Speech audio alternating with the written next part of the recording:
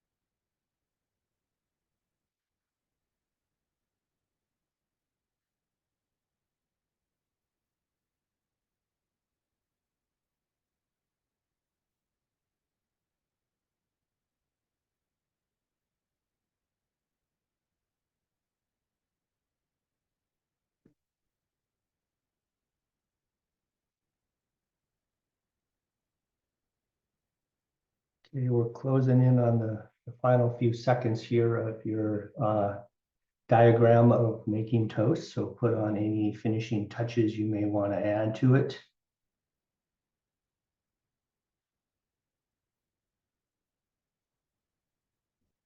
Okay, so this is an exercise we had done with a group of folks before to get people thinking a little bit about this type of process, and we'll get into why we did this a little bit later. But when we worked with these people had done this, we had an example here of somebody of a drawing that was really about, they went to the grocery store, they bought bread, they came home, they took a slice out, put it in the toaster, pushed the button down, toast popped up, and they put butter and jam on it. One other group had this one where it actually went out, was about growing the wheat to make the flour, and then they baked the bread, and then the bread went to the grocery store, and then you went to the grocery store to buy the bread, you came home, you put it in the toaster, you cooked it, you had jam, and then you had a branch where you went back to the cow and milked the cow to make the butter, to put butter on it, and then you had to go out to the avocado tree to pick the avocado to have your avocado toast. So they can be simple or complex, but some of the key things to take out of this is to really think about nodes and links. Nodes represent the parts of the whole of mental objects that you kind of think about that are the key pieces of it. And then the links are the connections between the nodes and illustrate the relationship and flow of information material. And so together, nodes and links create a systems model. And maybe if some people are willing to put in the chat the number of nodes and links they had in there. Normally we would share these with each other, but this isn't the best venue for that. So if you just want to include the number of nodes and links you have in the chat, that would be interesting to see. So what I want to do now is sort of turn to a story and go back 2.5 decades to a young graduate student who was just starting his graduate work in a urban serving university that was not a land grant university in Western Washington. And he had spent some time working on a farm that was in a urban or peri-urban environment that was doing direct marketing, community supported agriculture, farmers market, direct sales. That was their approach. And he was studying population biology and community ecology. And out on that farm, he sort of realized that farmers have a lot of questions to think about. And one, they grow a lot of crops. They grow crops from upwards of 9 botanical plant families. And for those of you who aren't into the genus species taxonomy, take the Brassicaceae as a family. So that's one family, and it has crops in it of broccoli, cauliflower, Brussels sprouts, mustard, mizuna, mabuna, tatsoi, but that's just one family. And most of these direct marketing farms grow upwards from 9 different families. And so they need to think about how do you arrange those crops on a field, because they also need to harvest about once every week or once or twice a week, depending on how they're marketing their products. So they have a few options. One, they can designate blocks of their farm to certain products and then just plant every planting time into that. So this would be an example of a block for carrots, a block for broccoli, a block for squash. And every time they need to plant, they just add some more rows to that block and work through it throughout the year. The other way they can do it is think about every time they plant, they just plant all of their crops in a group, and then the next time they plant them all again. So here you see carrots, broccoli, squash, tomatoes, and a little bit further down, you see that whole thing repeat. So they can just repeat this planting all the way through. But some crops take more space, some need to be planted more often, so you can get some very complex arrangement of crops in a field. And this is just thinking about how they lay it out. So this graduate student saw this happening and then thought about, well, part of what we're trying to deal with, and having his entomology background, thought about the crop, the herbivore, and then the predator that feeds on it, right? So here we have broccoli, we have an aphid that feeds on broccoli, and then we have a ladybug that feeds on the aphid. And then you can have this non-crop plant, which could either be a companion plant or it could be weeds or something else that impacts this. And we're trying to manage the system to improve yield, right? So we get to this, and then you start thinking about from this perspective of there's a lot of ecological theories at play here. There's resource concentration hypothesis, the enemies hypothesis, direct and indirect effects, and just the shape of the plants or the blocks and stuff. So what you can look at is here, if we look at, let me get my pointer out. You can have this example of this non-crop plant can directly impact the number of a natural enemy, a ladybug, or directly impact the number of aphids, or it can impact the relationship between the predator and the prey and modifying this. And so you have all of these complex interactions. And so if you think about this from a research perspective, if you take just those 9 plant families and you think about combinations between a crop, and then there could be a plant family on each side of just companion planting, there's 36 combinations per focus crop plant family. And if you think of, well, I'm just going to take 2 plants and think about maybe a system where we've got 6 herbivores and 6 natural enemies, there are 91 two-way combinations to test. And so you can quickly think about this type of system with all of the herbivores and the pests. You can't really do the traditional 2-way, 3-way, 4-way reductionist research. It's an emergent property. It's a complex system with complex system dynamics, right? So then you can take that and think about the nodes and systems model. And this is a urban food, energy, water system model that we worked on developing several years back at WSU. But you've got things like, here's a whole regulation and policy node that has other nodes, zoning policy, trade policy, food policy that could impact consumer preferences, urban consumer demand. Where do you get the food from? Is it from the county, the region, the state? And we have this production practice, right? So we talked about all of what we just talked about just as this one node of production practice, but you can also have other production practices like controlled environmental agriculture. And so there's many other things we can think about just in this node, right? So this becomes a system of systems, of complex systems, all coming together. So we have that system here of kind of the food system. And if we're starting to think a little bit about the urban and where NUREC, and I'll get more into that, works, you also have humans are part of the system. And we're very much interested in extension about human health, right? So we want to be working on that and how do we interface with human health in these urban spaces. But urban spaces also bring dense people, dense structures together. And with that, you can get some pests that bring not direct pests to food, but to humans, and or they bring in disease into the environment. But you also, in the urban environment, you have this highly dense built environment that can have problems like flooding. And actually, one of the things you can do then is you can be having research on that as well. This is a picture of the Puyallup Research and Extension Center that Washington State University has just south of Seattle. And they're actually doing research on rain gardens and looking at what is sort of the soil mix combinations, what are the plant mix combinations you can put into rain gardens.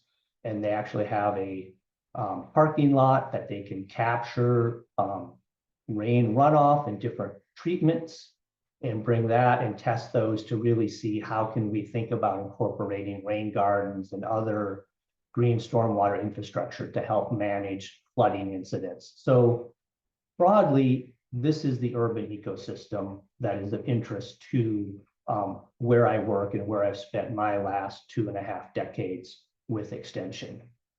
But there's also a context. And those of you who are familiar with the work of the National Urban Extension Leaders, our NUEL, are probably familiar with some of the urban context, but I just want to bring out a few is we're very aware of population trends, right? That nationally, 80% of the US population lives in urban communities. But if we look at that down at a little state level, in Washington, in just 5 counties out of the 39 we have, in those 5 counties, almost 2/3 of the state population resides.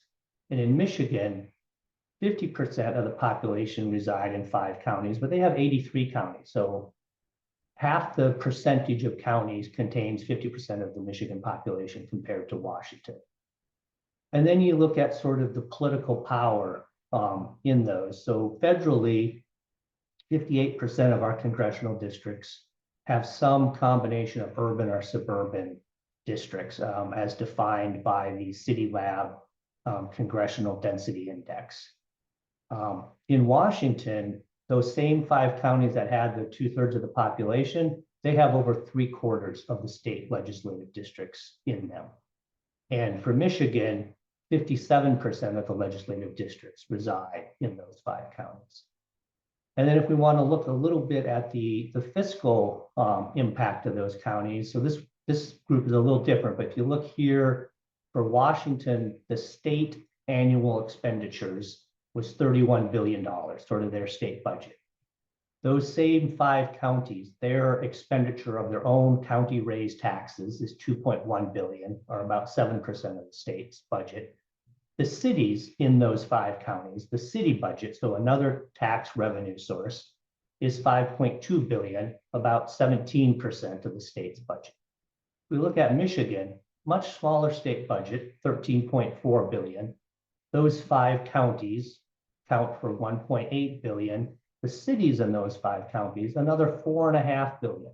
So if you take the county and the city, 5 counties and the cities involved in them in Michigan, they count for almost an additional half of what the state budget is.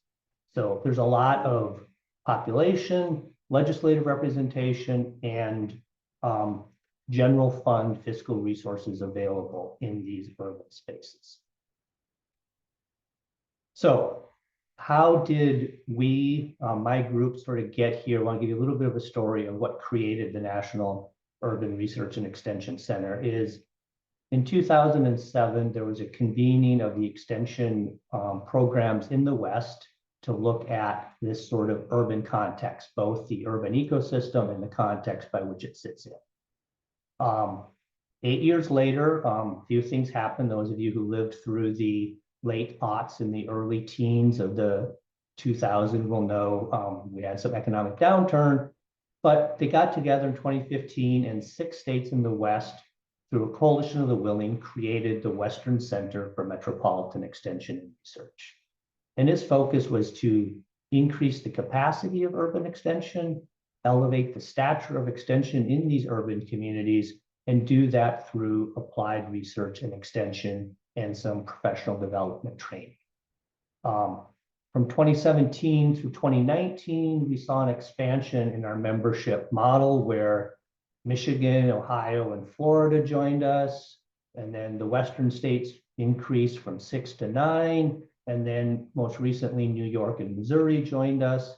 And sort of through this and somewhat into the COVID slowdown, there was talk about what should be happening to the future of the Western Center. And we'll get to that in just a little bit, but kind of what did the Western Center do and how did we work on sort of these goals?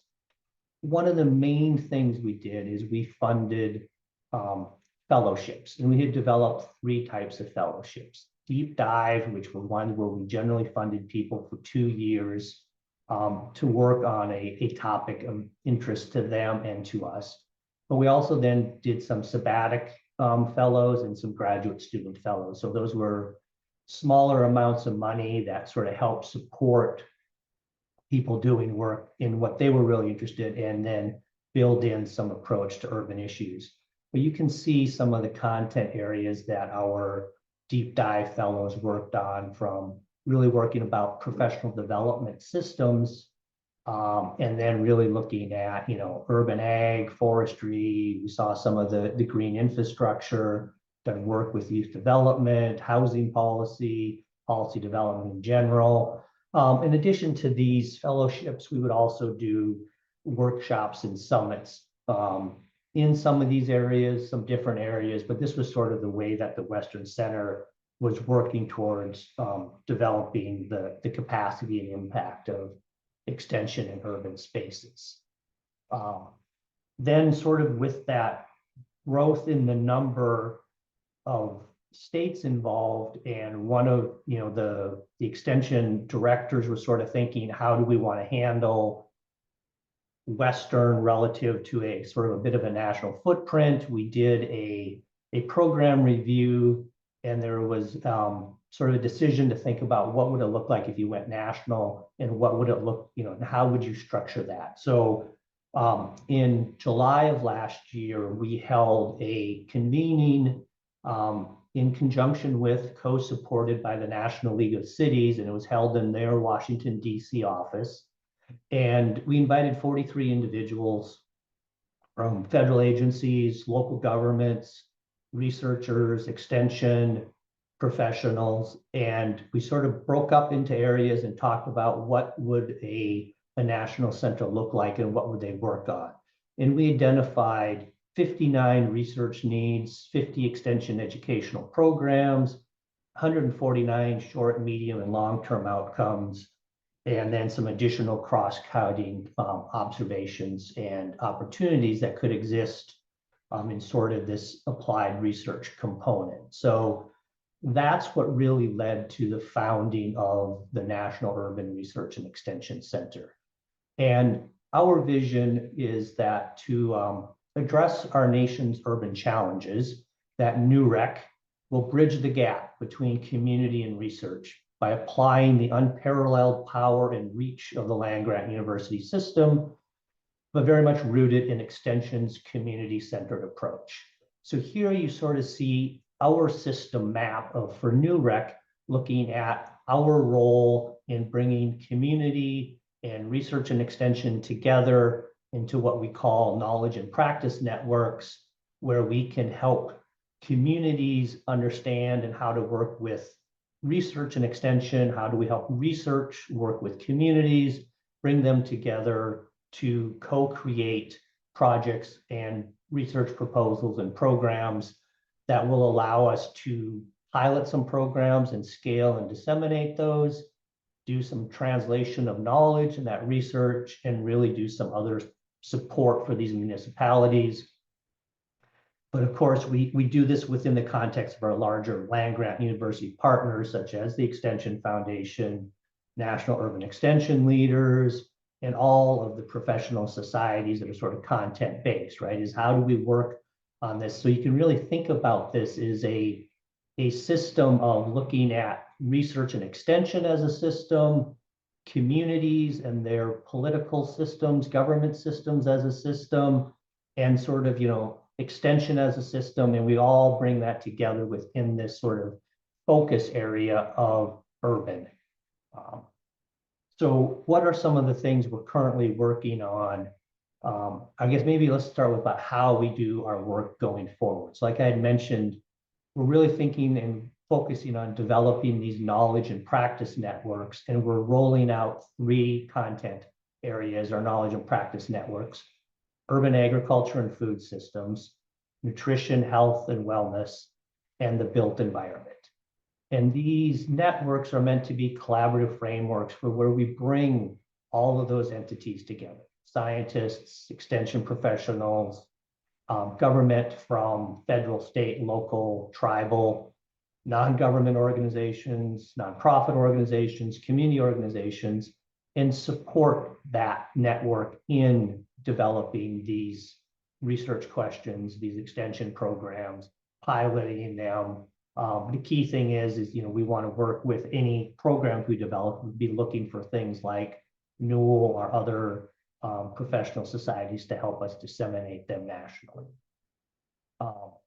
So opportunities to engage with those is we sort of have 4 roles: team leader, co-leaders that serve in that leadership role of that knowledge and practice network, core members that are really central to the formation of that network and the operation and helping to really support the leader, affiliate members who really see an interest in a particular area within that network that they want to be engaged in, and then informational members who are interested but just want to sort of stay engaged and see how those networks are developing and what they might learn from that. And if you're interested in a leadership core or affiliate role in any of these knowledge and practice networks, feel free to email me and we can discuss that. The informational member, I'll show you a bit later, but we have newsletters in these areas that you can join, and that's how you can stay informed there.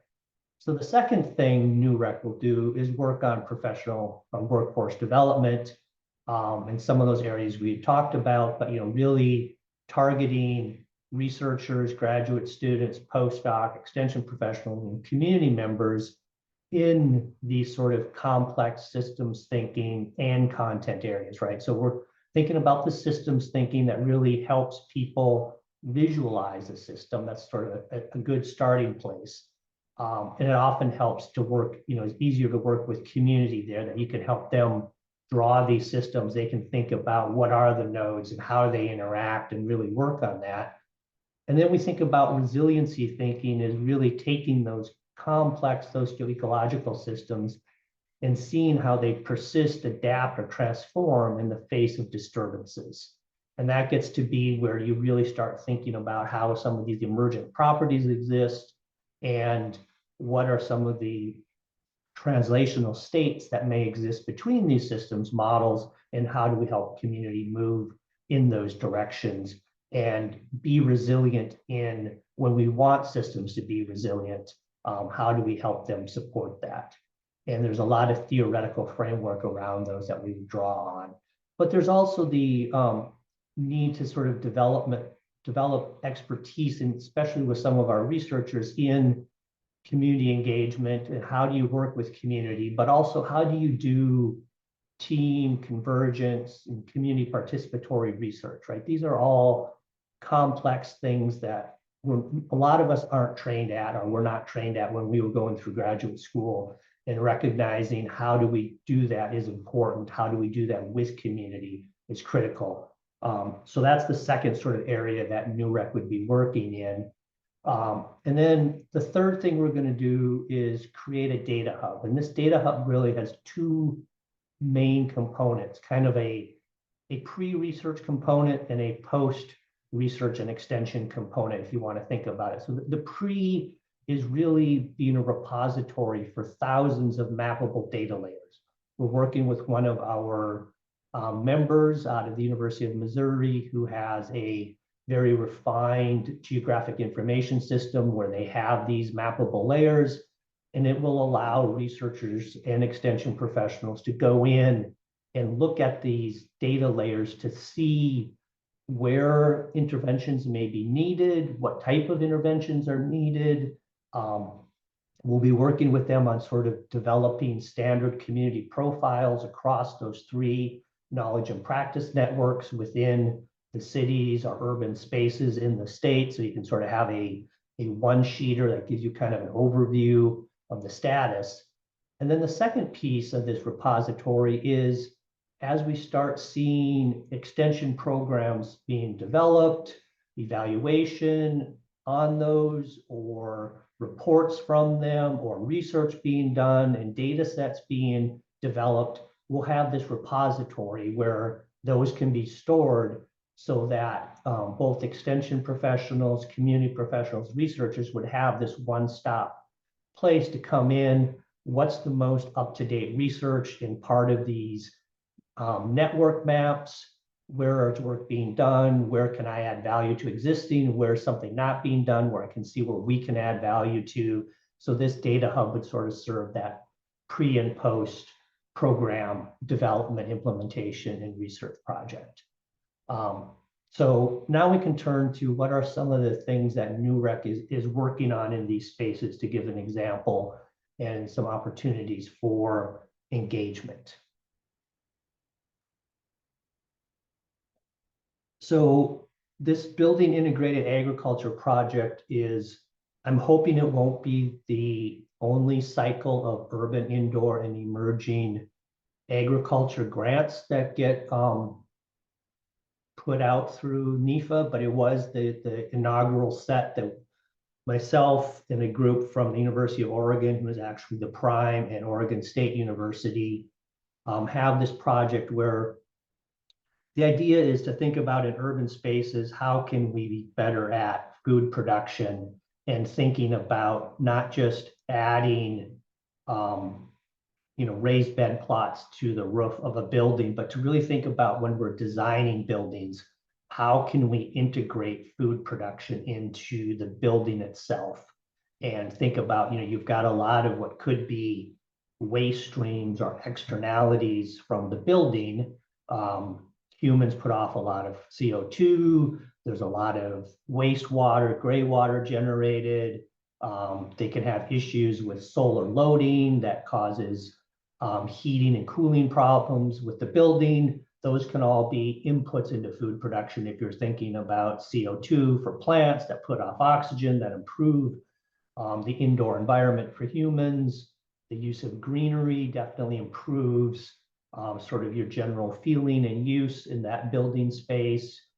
Depending on where you are, those plants can reduce solar loading of the building while they're taking in the sun for food production. So we're really trying to look at how do you design buildings, and potentially now with some of the post-COVID reduction in urban spaces is maybe help in sort of reuse and remodeling buildings, right? And this is really meant to be, urban food production opportunities, and how do we drive those spaces. So in those, we've developed 6 working groups. You can almost think about these as sort of those affiliate groups, right, of content areas, policies and standards of BIA. This was held in Portland, but there were a lot of people from Seattle who want to get moving. So we have a BIA in Seattle group. We have broader showcase projects, developing a research and extension center. I'd mentioned that WSU at Puyallup has this research and extension center that's sort of a working research center on green stormwater infrastructure, using that as a model to think about, could you actually use the buildings and the infrastructure within a research and extension center to be a test case for different BIA ideas. Biophilia, residential BIA, right? So what we're really thinking is joint use of buildings, not just controlled environment ag that might be kind of just a singular use.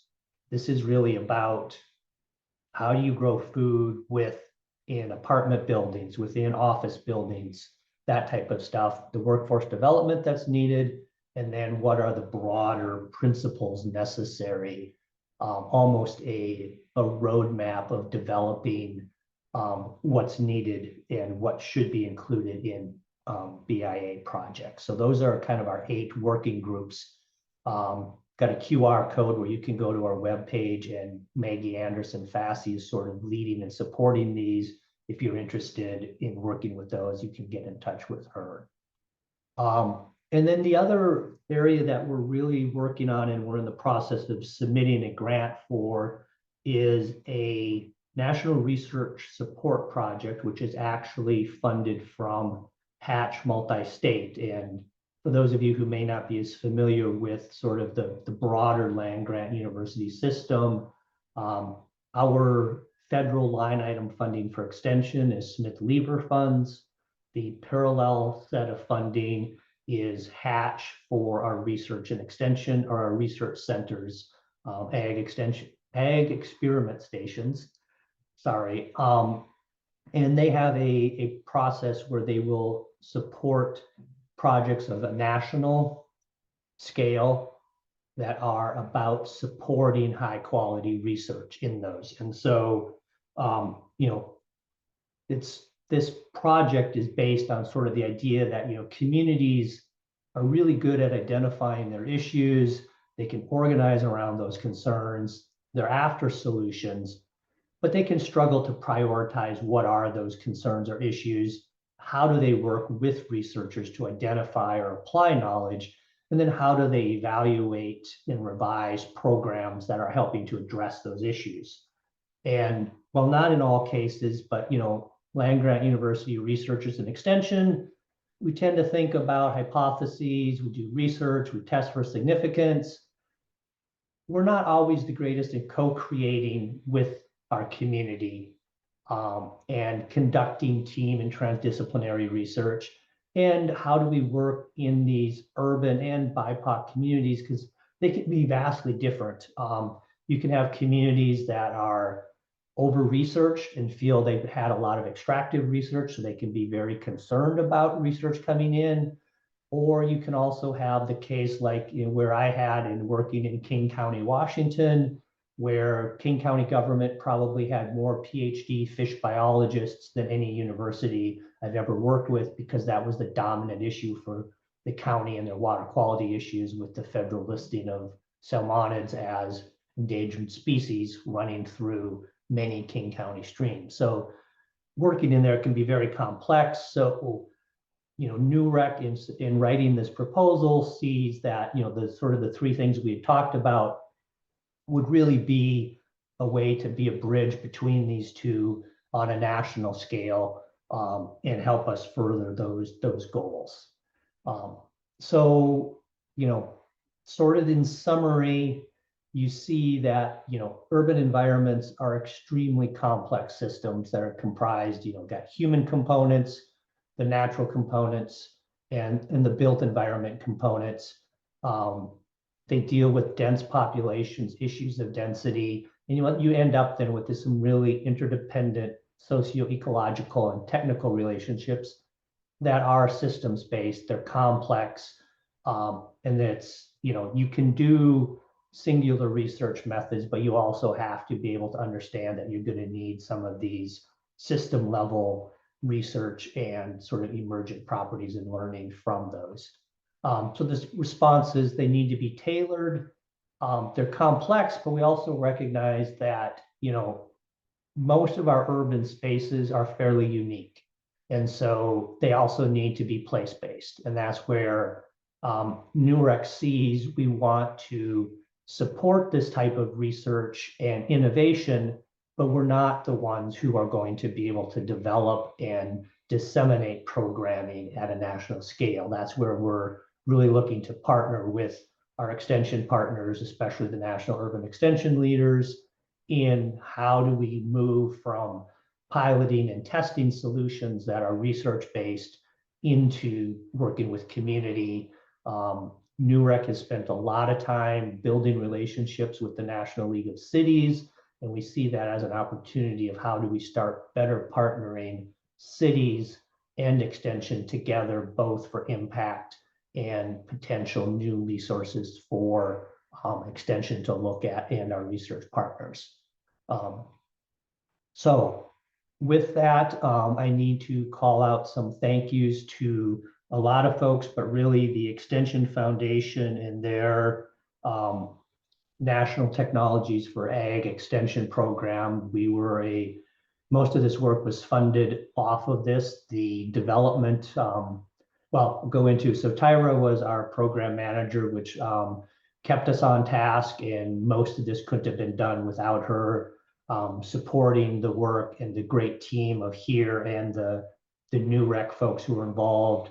Scott and Fred were our catalysts who really helped with some of the inspiration and thinking. And it really helped that Scott and Fred were members that helped create the Western Center, and they now were able to come back full cycle into helping think about how it goes from a Western 6-state member to a national center.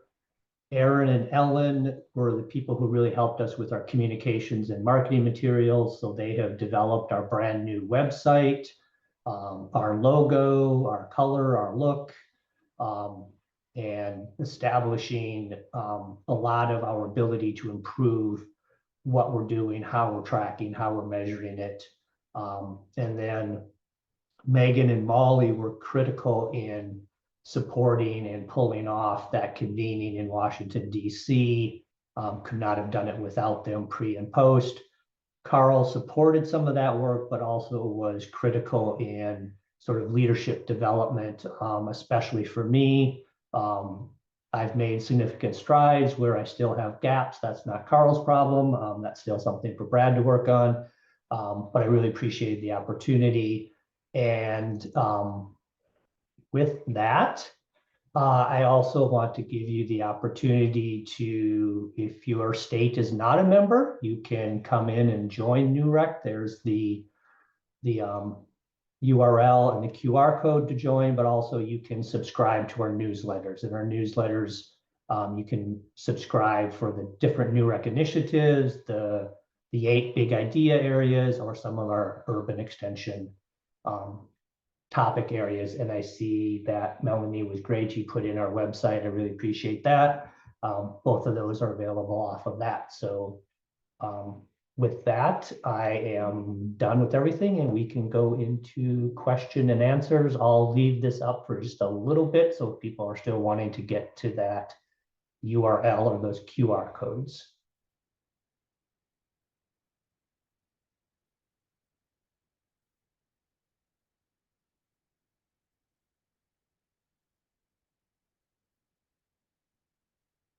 And Melanie, I wasn't really keeping track of the chat, so I don't know if there was anything in there or not.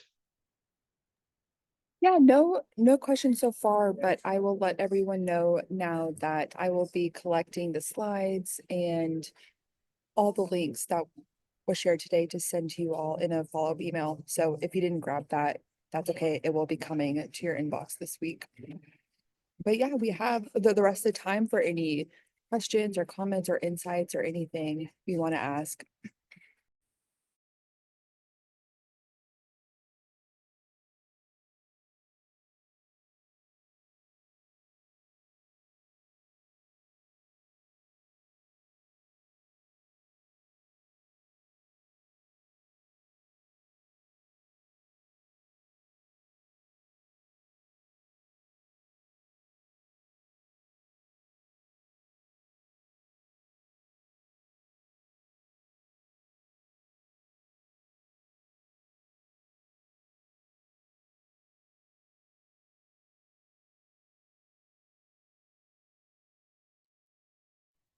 Brad, I'll ask, how often do you all host the professional development workshops and things? We sort of host them as we develop them. We had sort of had them as a bit of early on. We did a lot of webinars. And then as we moved into supporting fellows, some of that work sort of tailed off, and we had more of the webinars coming off of that. But we sort of have a bit of a backlog where we probably can be doing some professional development. But we also are kind of working on developing several of the content areas that I mentioned. On here is Jody Norman, who is one of our urban extension professionals, where part of a grant, she's involved in a couple of grants where we're developing these professional development opportunities, and we'll roll those out for grant components first, and then we'll be looking at how do we make those more broadly available across the system. Looking at some components of how we leverage existing trainings or trainings that others have done and sort of retool them a little bit for how they fit within the urban context. Great. So people should subscribe to that newsletter list and be checking the website for upcoming opportunities. Yeah, that would be the best ways. So I'm curious if there's not some questions out there. One of the things that we often have heard from others in some conversations is we haven't thought about working with cities, or how do we work with cities? So maybe for those of you who are on,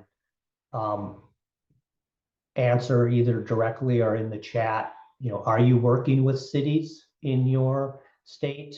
Have you thought about it? If you have been working with them, have you been successful?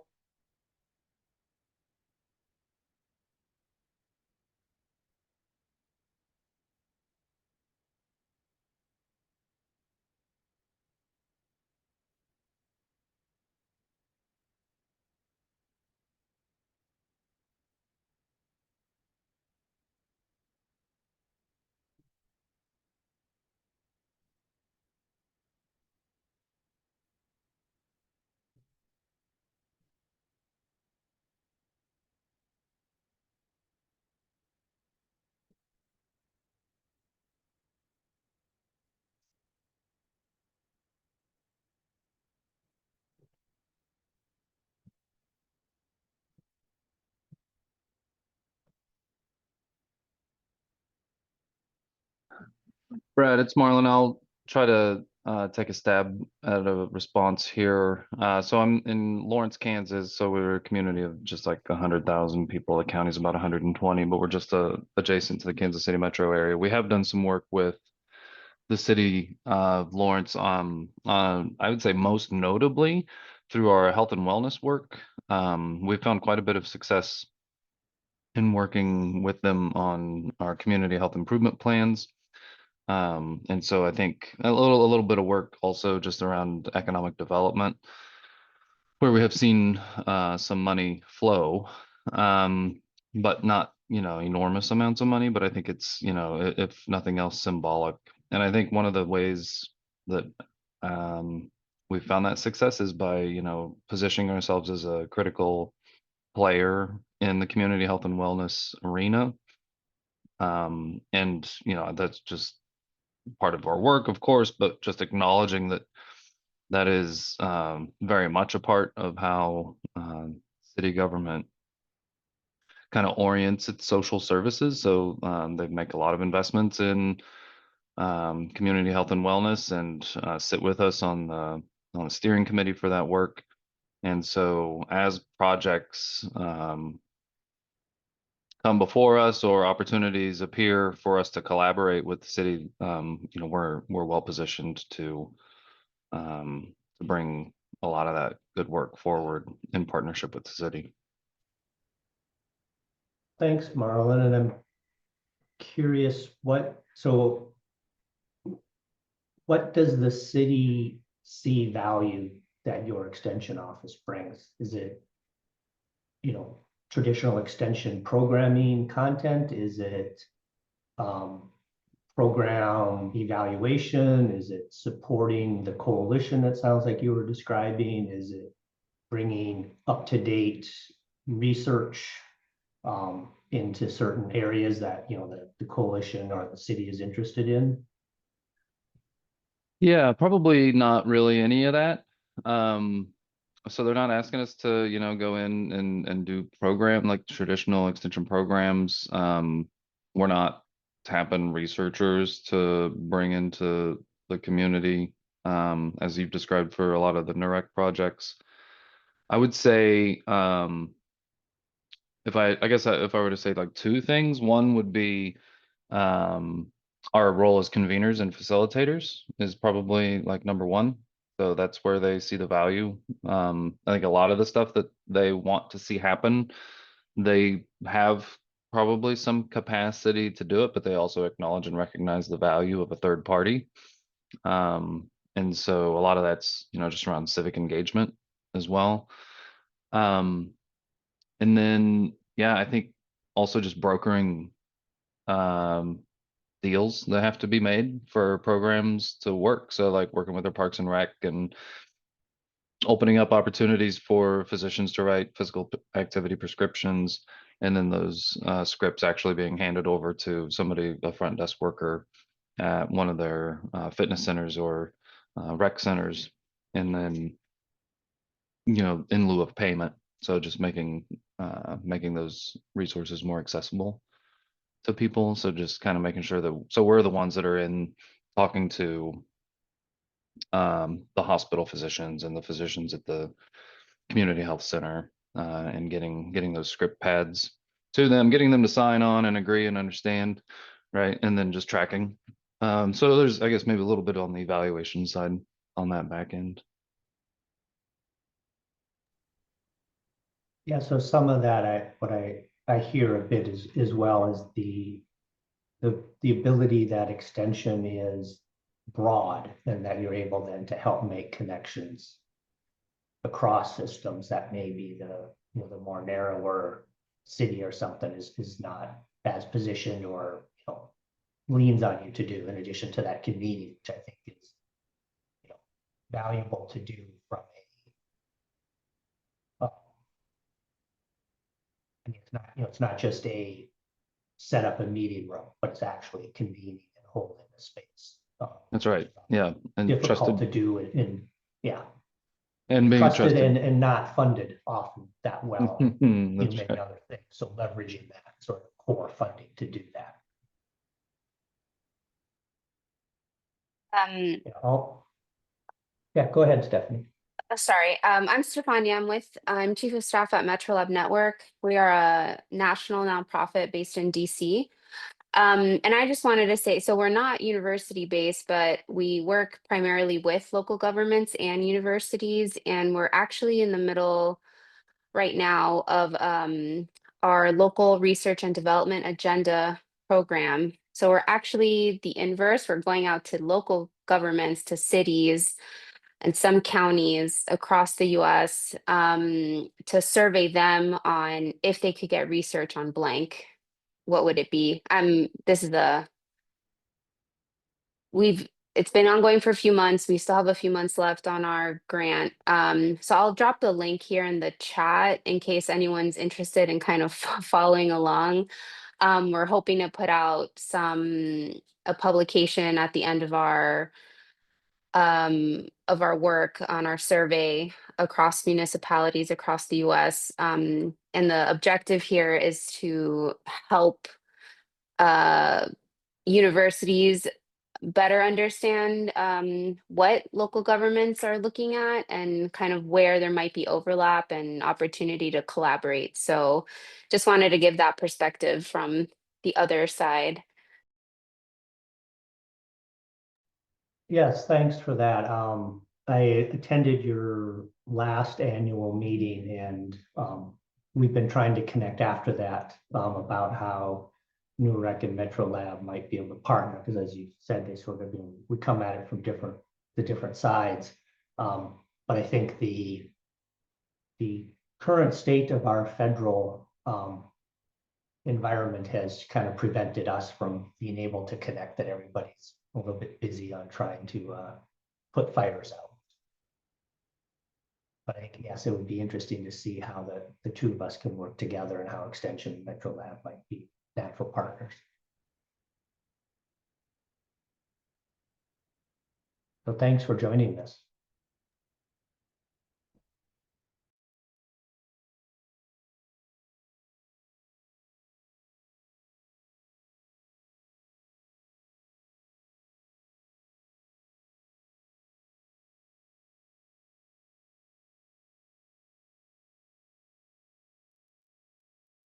Well, if there aren't any more questions or anyone has anything to share, of course, we have about 5 more minutes, but if not, I think we can go ahead and wrap up. And thank you so much for being here today. And thank you to Brad for sharing all the valuable and informative work you all are doing. And I hope everyone checks out the website and ways that you can get involved and learn more. I'll stay on for just a little bit longer if anyone has anything else to share, but if not, please go ahead and enjoy the rest of your Monday, and we will see you next time. And was there